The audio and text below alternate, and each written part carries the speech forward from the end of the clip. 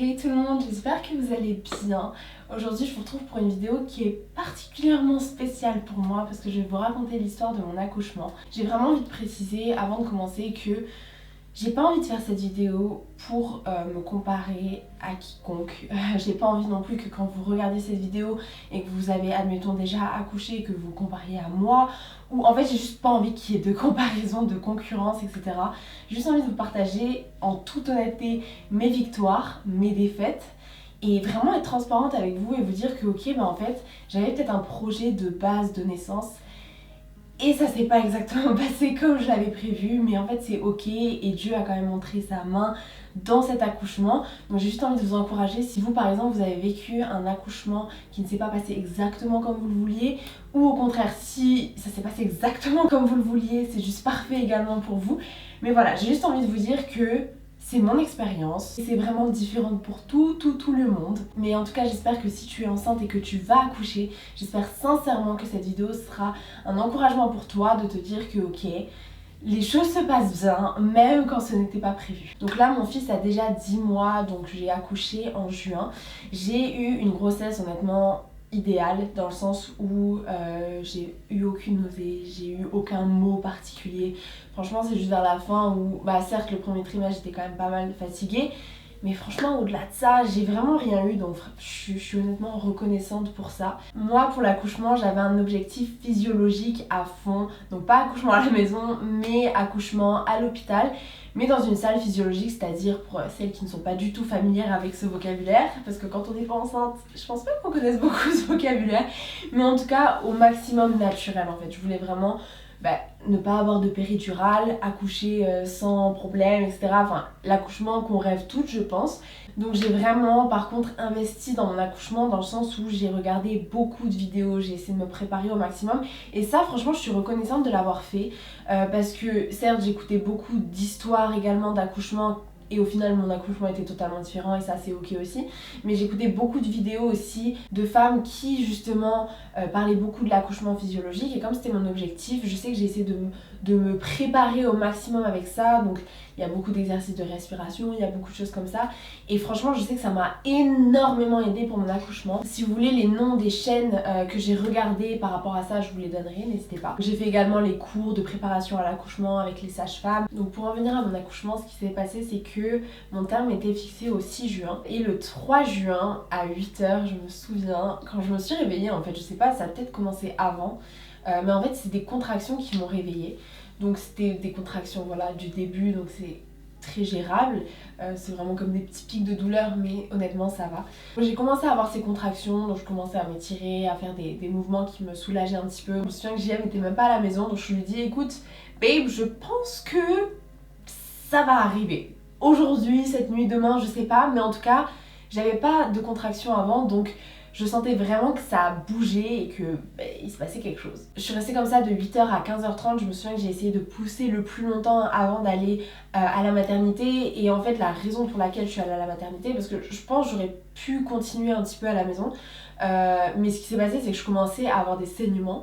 Donc RAS, hein, je vous le dis en spoiler, il n'y avait rien de grave. En fait c'était mon col qui commençait à bouger et donc du coup ça a créé des petits saignements, donc rien de grave du tout. Mais comme j'avais ça et que j'étais sur le point d'accoucher, je me dis ok, je vais quand même aller à la maternité. Donc avec JM on prépare tout, les valises étaient déjà prêtes, donc on va à la maternité. Je commençais à avoir des contractions qui étaient beaucoup plus régulières et plus intenses. Je pense toutes les 2 minutes j'avais des contractions et ça montait de plus en plus. Après c'était encore une fois gérable, mais ça faisait de plus en plus mal. Je sais que je devais un peu m'arrêter, souffler pour passer la contraction. Donc une fois arrivée à la maternité, il était environ 15h30 et en fait elle m'examine, elle me dit ok madame vous êtes ouverte à 2. Et donc 2, en fait pour vous expliquer, t'es pas admissible en salle de naissance ouverte à 2. Donc logiquement ils doivent te renvoyer chez toi, c'est à partir de 3 qu'ils te prennent.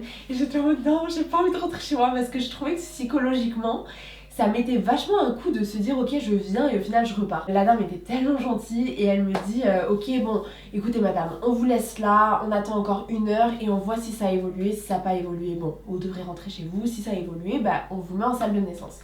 Donc je priais fort, je dis Seigneur je veux pas rentrer chez moi. Au final elle revient 1 heure après, elle m'examine et elle me dit ok vous êtes ouverte à 4. Donc c'est bon, vous pouvez aller à la salle de naissance. Et j'étais hyper contente sur le coup, je dis yes. Et elle me dit la salle physiologique est disponible. Donc je suis trop contente aussi parce que il y a toujours un risque s'il y a trop d'accouchements en même temps qu'on n'ait pas une salle physiologique. Salle physiologique c'est avec une baignoire. Donc je voulais trop faire ça, donc j'étais trop contente. JM me dit ok, je vais chercher les valises dans la voiture parce qu'on n'était pas sûr si on allait rester. Il va chercher les valises dans la voiture et au moment où il part, je perds les os. Donc voilà, c'était hyper impressionnant et en fait j'ai pas arrêté de perdre les os du moment où ma poche s'est rompue jusqu'au moment où j'ai accouché, j'ai perdu de l'eau tout le temps. Voilà. La première chose que j'ai faite en rentrant dans la salle de naissance, c'est que j'ai mis de la louange. On avait ramené une grosse enceinte et j'ai mis de la louange. Et je m'étais créé une playlist juste avant aussi Spotify avec plein de chants de louanges que j'avais envie d'entendre au moment de mon accouchement. J'ai fait une musique plus douce au moment des contractions pour me... Et j'ai fait une musique plus... go go go pour le moment de la poussée et ça m'a tellement aidée, franchement la louange ça jouait tellement sur le mental quand je me concentrais, je respirais, je fermais les yeux et j'avais la louange et ça m'a trop aidée. Donc j'étais dans la baignoire pendant pas mal de temps quand même. Ce qui m'aidait aussi c'est que JM était derrière moi et au moment des contractions il me massait et ça me faisait vraiment du bien. Après ce n'est pas toutes les femmes, je sais que j'ai des copines qui m'ont dit que quand elle se faisait masser, elle pétait un câble. Donc c'est pas toutes les femmes, mais moi en tout cas je sais que ça m'a vraiment fait du bien. Ça s'est intensifié, ça devenait de plus en plus douloureux. En fait à un moment, bon on va être honnête, je devais aller aux toilettes. C'est pour ça que j'ai dû sortir de l'eau. Ça faisait pas mal de temps déjà que j'étais dans l'eau et ça me faisait tellement de bien. Je sentais que c'était pas la même pression.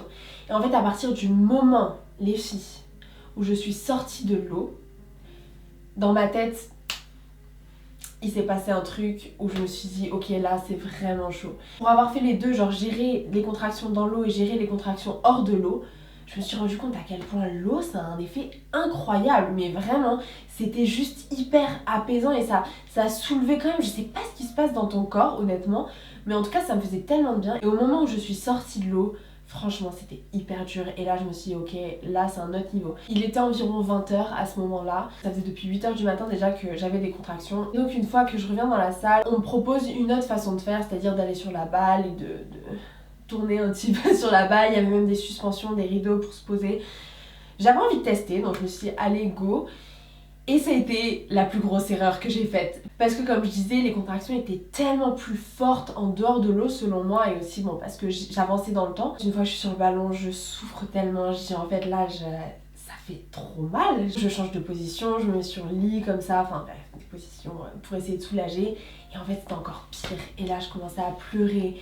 Et j'en pouvais plus, et là je me souviens qu'il était 23h et je dis à JM, je l'avais briefé avant, je disais à JM écoute si je te demande la péri, genre motive-moi, parce que j'avais vraiment envie qu'il me motive en mode tu peux le faire, essaye et tout, parce que c'était mon objectif. Mais je lui avais quand même dit écoute si à un moment donné je te fais comprendre que vraiment c'est trop, moi j'étais pas fermée non plus à la péridurale, hein, pas du tout, j'étais pas du tout en mode non je la veux pas, c'est juste une préférence de pas l'avoir, mais honnêtement j'étais quand même ouverte à l'avoir si jamais c'était trop dur. Je me souviens qu'à 23h30, donc après 15 heures de travail déjà, je dis à JM écoute babe, en vrai j'en peux plus. Et donc il essaye de me motiver et je dis babe, j'y arrive plus. En fait j'avais plus de force, c'était vraiment... En fait c'était trop long là, j'en pouvais plus, j'étais là en mode... J'étais fatiguée, déjà il est 23h donc en temps normal je dors à cette heure là. Et juste toute la journée ça m'avait quand même pas mal épuisée. Et en fait j'y arrivais plus. Et je m'étais dit allez Victoria, et j'ai essayé de me motiver, je me disais allez c'est dans le mental aussi, bon c'est dans le physique hein, mais c'est dans le mental aussi, j'ai essayé de me motiver. Et je me dis ok c'est trop long.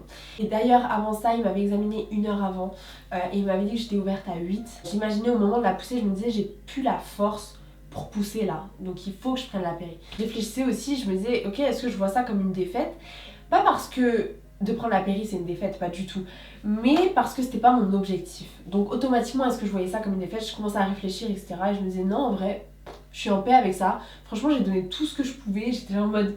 J'étais fière de moi, vraiment je me dis je suis quand même ouverte à 8, j'ai tenu jusque là, mon accouchement il est long, ça fait 15 heures que je suis en train de souffrir déjà, j'ai fait du bon boulot et je me sentais vraiment fière de moi. Et ça c'est hyper important les filles, soyez fières de vous pendant votre accouchement, vraiment, parce que je pouvais avoir ces pensées de culpabilité à me dire ouais mais tu vois c'était pas ça, j'ai échoué. Non, t'es en train de mettre au monde un enfant, c'est déjà énorme, sois juste fière de toi. Et donc à 23h30 je prends la péri et honnêtement ça m'a soulagée, c'était incroyable.